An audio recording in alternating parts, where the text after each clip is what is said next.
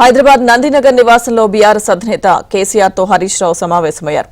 నేడు ఢిల్లీలో తెలుగు రాష్ట్రాల సీఎంల సమావేశం ఉండడం, మీటింగ్ ఎజెండా నుంచి బనకచెర్లను తొలగించాలని తెలంగాణ ప్రభుత్వం లేఖ రాయడం వంటి అంశాలపై కేసీఆర్, హరీష్ చర్చిస్తున్నారు.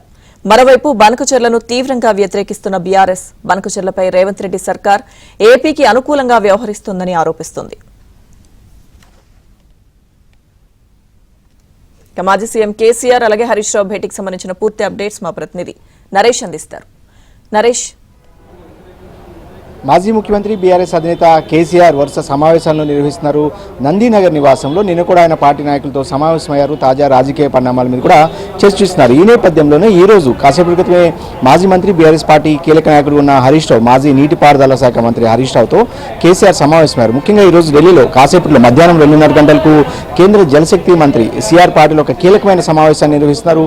రెండు తెలుగు రాష్ట్రాలకు సంబంధించిన ముఖ్యమంత్రుల సమావేశం, అంటే గోదావరి, కృష్ణా బేసిన్కి సంబంధించిన పెండింగ్ ప్రాజెక్టులు కావచ్చు, రెండు రాష్ట్రాల మధ్య ఉన్న నీటి సమస్యల మీద ప్రధానంగా ఈ సమావేశంలో చర్చ జరగబోతుంది. ఇందులో భాగంగానే ఢిల్లీలో జరుగుతున్న సమావేశాన్ని ఇక్కడ కేసీఆర్ కావచ్చు, బీఆర్ఎస్ నాయకులు కావచ్చు చాలా నిశ్చితంగా పరిశీలిస్తున్నారు. ఎందుకంటే ప్రధానంగా బనకచెర్ల గోదావరి పరివాహక ప్రాంతంలో ఏదైతే ఏపీ ప్రభుత్వం నిర్మించబోతున్న ప్రాజెక్టు బనకచెర్ల ప్రాజెక్టును తీవ్రంగా బీఆర్ఎస్ పార్టీ వ్యతిరేకిస్తుంది.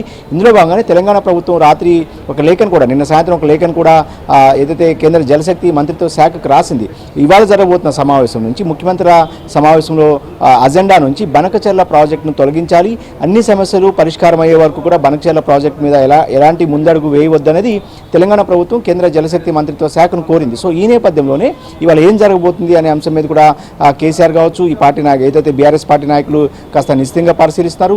ఇంకొక వైపు ఏదైతే బనకచెర్ల ప్రాజెక్టు విషయంలో కనుక తెలంగాణ ప్రభుత్వం గట్టిగా పోరాటం చేయకపోతే తామే ప్రత్యక్ష పోరాటానికి దిగాలనేది బీఆర్ఎస్ పార్టీ ఆలోచనగా ఉంది. గతంలోనే కేసీఆర్ కూడా దీని మీద పార్టీ నాయకులకు ఒక సంకేతాన్ని పంపారు. ఎట్టి పరిస్థితుల్లోనూ బనకచెర్ల మీద పోరాటానికి సిద్ధం కావాలి, రైతులందరినీ కూడా సమీకరించి, తెలంగాణ ప్రాంతంలోని రైతాంగాన్ని అంతా కూడా సమీకరించి రైతులతో కలిసి ప్రత్యక్ష పోరాటానికి సిద్ధం కావాలని బీఆర్ఎస్ పార్టీ ఆరోపణగా ఉంది. ఇక ముఖ్యమంత్రి రేవంత్ రెడ్డి ఏపీ ప్రభుత్వానికి అనుకూలంగా వ్యవహరిస్తారు, బనకచెర్ల మీద గట్టి పోరాటం చేయట్లేదు అనేది ప్రధానంగా చాలా రోజుల నుంచి కూడా బీఆర్ఎస్ పార్టీ ఆరోపిస్తూ వస్తుంది. గతంలో బనకచెర్ల ప్రాజెక్టుకి సంబంధించి గతంలో నీటిపారుదల శాఖగా మంత్రిగా పనిచేసిన హరీష్ రావు సైతం ఒక పవర్ పాయింట్ ప్రజెంటేషన్ ఇచ్చాడు.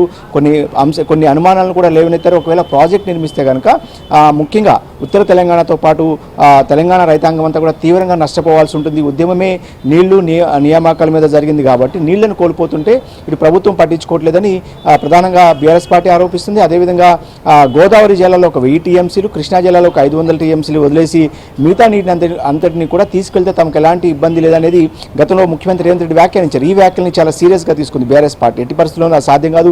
ఏదైతే వరద జలాలు కావచ్చు, సముద్రంలో కలిసిపోయే దాదాపు 3000 టీఎంసీల్లో గోదావరి జలాలకు సంబంధించి 1950 టీఎంసీలు తెలంగాణ వాటా రావాల్సి ఉంది. దాని మీద పోరాటం చేయాలనేది ఇటు బీఆర్ఎస్ పార్టీ చెప్తుంది. సో ఈ రోజు ముఖ్యమంత్రి రేవంత్ రెడ్డి ముఖ్యమంత్రుల సమావేశంలో కేంద్ర జలశక్తి మంత్రిత్వ శాఖ ఏర్పాటు చేసిన సమావేశంలో ముఖ్యమంత్రి ఏ అంశాలను లేవనెత్తబోతున్నారనేది కూడా వివరంగా పరిశీలించిన తర్వాత ఖచ్చితంగా బీఆర్ఎస్ పార్టీ కూడా దీని మీద ఒక కార్యాచరణ తీసుకోబోతుంది. ఎందుకంటే ప్రాజెక్టులు, అదేవిధంగా కృష్ణా బేసిన్కి సంబంధించి అనేక ప్రాజెక్టులు, పాలమూరు రంగారెడ్డి కావచ్చు, అనేక ప్రాజెక్టులు పెండింగ్లో ఉన్నాయి. అదేవిధంగా కాళేశ్వరం ప్రాజెక్టుకి చాలా కాలంగా జాతీయ హోదా అడుగుతున్నారు. వీటన్నిటి మీద కనుక రేవంత్ రెడ్డి సర్కార్ గట్టిగా కేంద్రం దగ్గర తెలంగాణ వాణిని వినిపించకపోతే కనుక ఖచ్చితంగా ప్రత్యక్ష పోరాటానికి సిద్ధం కావాలని బీఆర్ఎస్ పార్టీ ఆలోచనగా ఉంది. ఇందులో భాగంగానే ఈరోజు కేసీఆర్ హరీష్ రావుతో సమావేశమయ్యారు.